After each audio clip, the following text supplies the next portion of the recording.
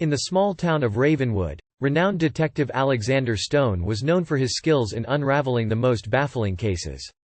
When he received a phone call from the local librarian, Emily Watson, he knew he was in for a challenging investigation. An antique book, a valuable treasure from the library's collection, had mysteriously vanished. There were no signs of forced entry, no fingerprints, no evidence of any kind. It seemed as though the book had simply vanished into thin air. Stone arrived at the library and met with Watson, a young woman with a keen eye for detail. As they began their investigation, they discovered a web of secrets within Ravenwood's close-knit community.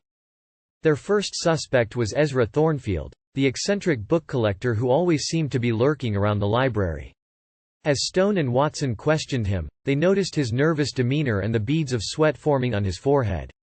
However, Ezra vehemently denied any involvement in the theft. Next, they turned their attention to Regina Hendricks, the mysterious visitor who had arrived in town just a few weeks ago. With her enigmatic smile and dark, penetrating eyes, she had drawn suspicion from the townsfolk. Stone and Watson found themselves becoming entangled in a game of wits with Regina, but were unable to find any hard evidence against her.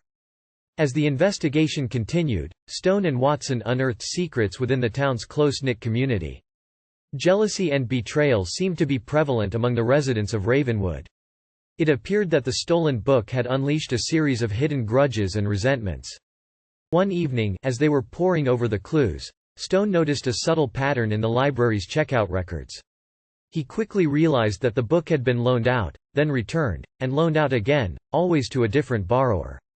Stone's deductive skills led him to the culprit, the librarian herself, Emily Watson. Taken aback, Stone confronted his newfound accomplice.